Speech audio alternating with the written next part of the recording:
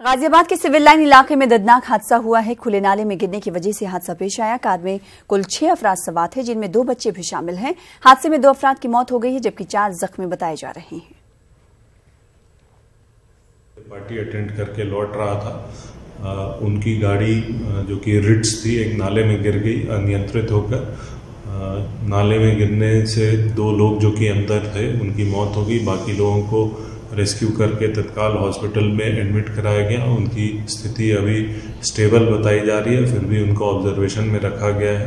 आज घटना ये हुई कि मेरे मित्र संजीव अग्रवाल, उनका परिवार गाड़ी से जा रहा था, कहीं बर्थडे पार्टी से लौट कर आ रहा था। लोहा मंडी सिविल लाइन चौकी के सामने नाले पे गाड़ी अनियंत्रित होकर गाड़ी नाले में गिर गई और उनका पूरा परिवार और उनके मित्र थे, एक उनका परिवार था।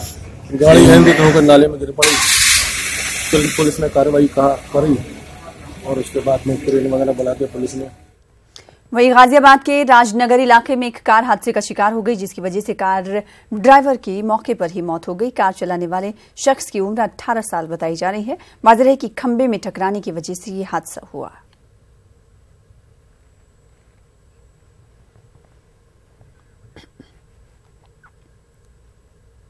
ये लड़का विजय वर्मा का सेक्टर 4 जो टंकी है, यहाँ का रहने वाला था।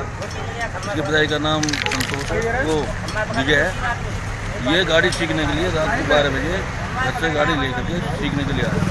अनट्रेंड रहता था, इसी बीच हादसा हुआ।